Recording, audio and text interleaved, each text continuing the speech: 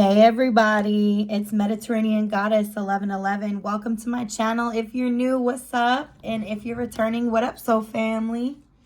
I'm on here. I pulled a card from the Greek mythology deck right here. And Charon came out. And so Charon, it says down here, transition. So a lot of us are at a point of transition in our lives.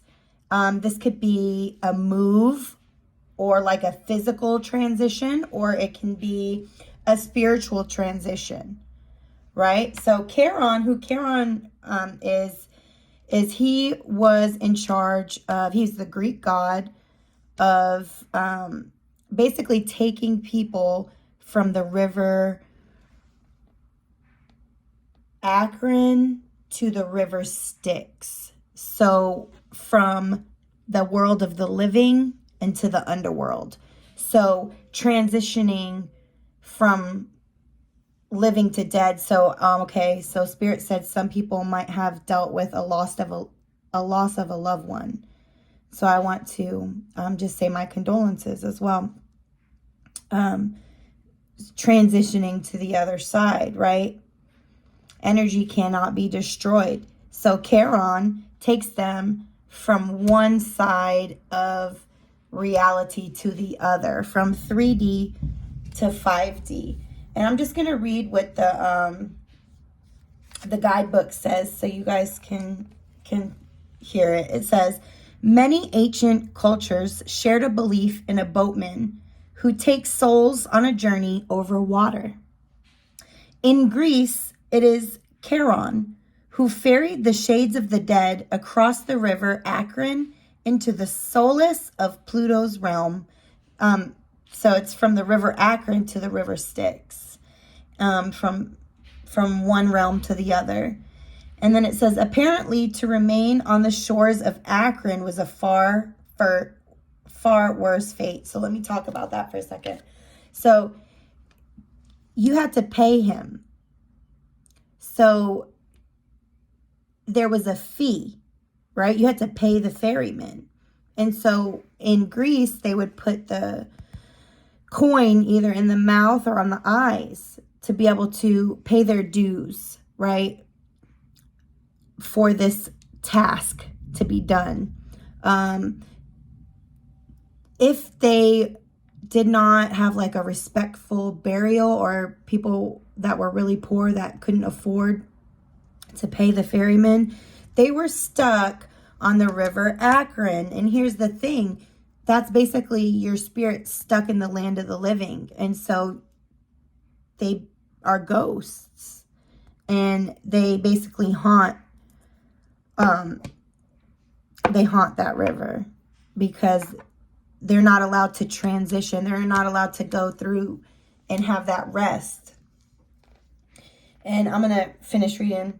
It says, our human journey will consist of many such metaphorical journeys into our own personal underworld of reflection and rebirth. And you may be offered the opportunity of such transition around this time. So a lot of us are going into the personal underworld. Wow. You guys, it's not raining out here. I don't know if you guys saw that, the light flashed. So it's not raining out here, but it's thundering outside, and it just started thundering, and then the power just went out. So, and this is when we're talking about going into the underworld of our soul, right? Our personal underworld, and facing our shadow side and reflecting, and then going through the transition of the rebirth of who you are. It's such a beautiful thing. It says Charon was said to be a bad-tempered and challenging, and indeed his journey can make us likewise. So, going through the dark night of the soul, the purge, every time we purge, because it doesn't just have to be one big dark night, right? Every time we purge, it could be challenging, like it says, but this archetype represents our journey of growth. And it is better to take the journey than to remain behind. So it's saying it's better to try to move forward and go through and have the strength and go through this growth, this rebirth, this painful purification process. It's better to do that than to remain behind on the river Akron, becoming a lost and haunted soul. It says tough journeys are tough, but where there is pain, there is gain.